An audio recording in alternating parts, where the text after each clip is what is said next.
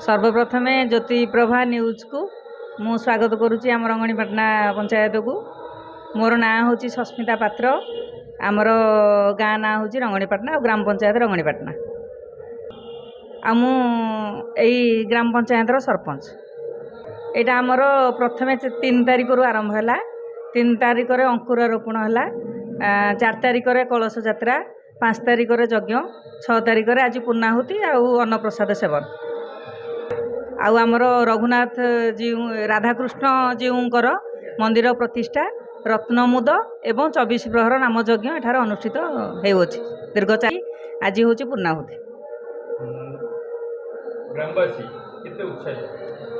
आमर तो ग्रामवासी माने बहुत उत्साहित। से माने पूर्ण भाव यही अनुष्ठान को सहयोग करुछंदी।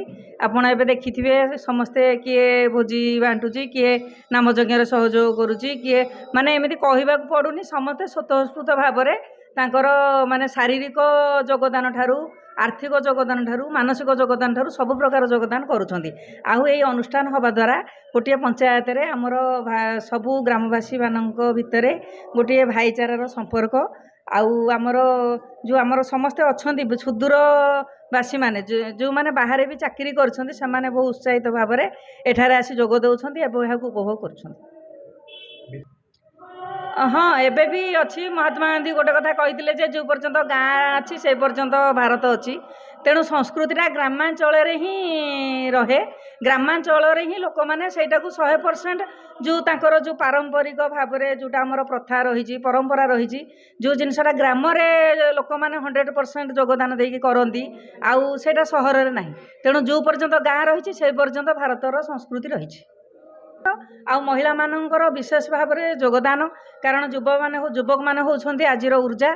से माने प्रबल उत्साहर सह श्रमदान दे यही अनुष्ठान को पूर्ण भाव में सहयोग करुछंती। एवं महिला माने मध्य से माने तांकर आसी आपण देखिथिबे से माने तांकर बसी तांकर से एंजॉय करुछंती। महिला माने सहयोग करुछंती। यही सब जिनस आमर ए पंचायत रे एबे 4 दिन धरिकी भाबिबे आपण एठी गोटे छोट यात्रा होउची बोली। हाँ आमर आसी 4 तारिख दिन आमर मान्यवर विधायक श्रीजुक्त अरुण कुमार साहू एठार जोग देइथिले। आउ से भी आमको आम युव समाज को आम ग्रामवासी को बहुत उत्साहित करिथिला तांकर योगदान। विद्याधर साहू पूर्वतन सरपंच। मोर गाँ हूँ रंगणीपाटना ब्लॉक ओडगाँ जिला नयागढ़। मुझे स्थायी बासिंदा अटे। गाँव में नामयज्ञ चली आमर पूर्वतन बहुत दिनर मंदिर आम तो जाणीनु। आम जेजेबापा कौन जेजेबापा करते सहयोग करें। 24 प्रहर नामयज्ञ होची अन्नकूट अन्न प्रसाद जेकोसी करके समस्त साहाय्य द्वारा तैयारी चली गोटे महल चली ठाकुर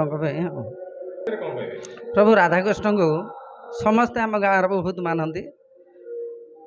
ठाकुर विषय जे अवमानना कले दंड किसी पाई यही ठाकुर को आमको नहीं किए कौट मनांतर थिले प्रत्येक लोक आसिक रहती। ब्राह्मण हो माने जेकोसी लोक रही ठाकुर को टे भयभ्रांति करती। ठाकुर को जड़े भी साहाय्य बहुत प्रकार करिचे। आज अन्नकूट अन्न प्रसाद जहाँ भाग्य जहाँ था देती सहयोग बहुत। 24 प्रहर कराई 3 तारिख होता 4, 5, 6 हो अन्नकूट आज लास्ट दिन। आउ युवक संघ आमर अच्छा क्लब पिला अच्छा पिला साहाଯ୍य बहुत अनुमति माने जिते साहाଯ୍य करुँच आम भाव नु एत कर भलरे भी चली सतुराणु चला चली कार्य पंचायतर समस्त सहानुभूति किए चाउल दौची किए आलू दौची जी जी जहाँ देले सहयोग मनोवृत्ति अच्छी रंगणीपाटना प्रति। रंगणीपाटना महल गोटे अच्छी रंगणीपाटना विश्वास रही पूर्वतन मंदिर पूर्वतन एते मंदिर से पुणा मंदिर समस्त विश्वास सहयोग सब चली। आमर नाम आसचंदी ढोजला सुनामुही जनप्रसाद सबू 5 दल नाम आसचंदी। नाम वालों 5टा रूम भी कराई। आमर सरपंच जो थिले टाल पड़ी सब क्लब घरे जेकोसी अच्छा सहयोग भल भल चली सब सहयोग राति सारा भी पिला माने सहयोग कर संघ पिले क्लब पिले।